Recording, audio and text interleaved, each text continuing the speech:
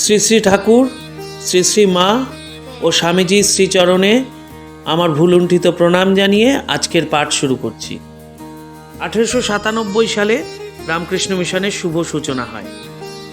ঠিক তার এক বছর পরে 1898 সালে কলকাতায় প্লেগ রোগ মহামারীর আকার ধারণ করে। স্বামী বিবেকানন্দর নেতৃত্বে রামকৃষ্ণ মিশনের সকল সন্ন্যাসীরা কলকাতায় প্লেগ আক্রান্তদের সেবায় নিজেদের নিয়োজিত করেন। কিন্তু এই ত্রাণ কার্যের জন্য প্রয়োজনীয় অর্থ কিছুদিনের মধ্যেই শেষ হয়ে গেল। নিঃসম্বল সন্ন্যাসীদের আর কতটুকুই বা আর্থিক ক্ষমতা থাকবে। এই অবস্থায় মহাপ্রাণ স্বামীজি সিদ্ধান্ত নিলেন যে রামকৃষ্ণ মিশনের জমি বিক্রয় করে যে অর্থ পাওয়া যাবে তাই দিয়ে ত্রাণ কার্য চালাবেন। যদি মঠের জায়গা জমি বিক্রয় করেও হাজার হাজার মানুষের প্রাণ বাঁচাতে পারা যায় তবে সেটি শ্রেয় বলে স্বামীজি মনে করলেন। স্বামীজির এই সিদ্ধান্ততে গুরু ভাইরা প্রমাদ গুনলেন, কিন্তু স্বামীজিকে বোঝানোর সাহস বা ক্ষমতা কোনো গুরু ভাইয়েরই ছিল না। তখন স্বামীজিকে স্মরণ করিয়ে দেওয়া হলো যে মঠের জমি বিক্রয়ের মতো গুরুত্বপূর্ণ বিষয়ে সারদা মায়ের সিদ্ধান্ত জানা অবশ্যই প্রয়োজন। অমনি স্বামীজি বললেন, নিশ্চয়ই, তবে চলো মায়ের কাছে যাই এখনই। মায়ের কাছে গিয়ে স্বামীজি নিজের ইচ্ছের কথা জানালেন। শ্রী শ্রী মা শান্তভাবে সব শুনলেন।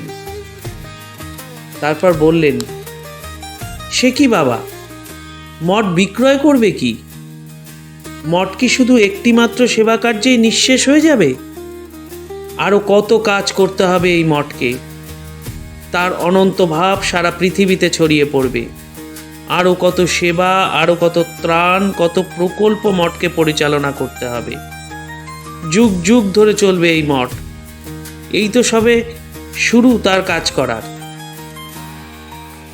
স্বামীজি বুঝলেন সঙ্গজননীর চিন্তা ও দৃষ্টি কত সুদূর প্রসারিত। সেদিনের সারদা দেবীর ওই কথায় শুধু যে বেলুড় মঠ রক্ষা পেল তা নয়, রক্ষা পেল বিশাল সম্ভাবনাময় একটি মহান ভাব আন্দোলন। শ্রী শ্রী রামকৃষ্ণদেব শ্রী শ্রী মাকে বলেছিলেন, তোমাকে অনেক কাজ করতে হবে। সারদা দেবী তার দীর্ঘ জীবনকালে বারবার এইভাবে সঙ্ঘকে নানান জটিল সংকটময় পরিস্থিতি থেকে রক্ষা করেছেন এবং যথার্থ উপদেশ ও সিদ্ধান্ত দান করে সঙ্ঘকে পরিচালিত করেছেন তার ধ্রুব লক্ষ্যপথে।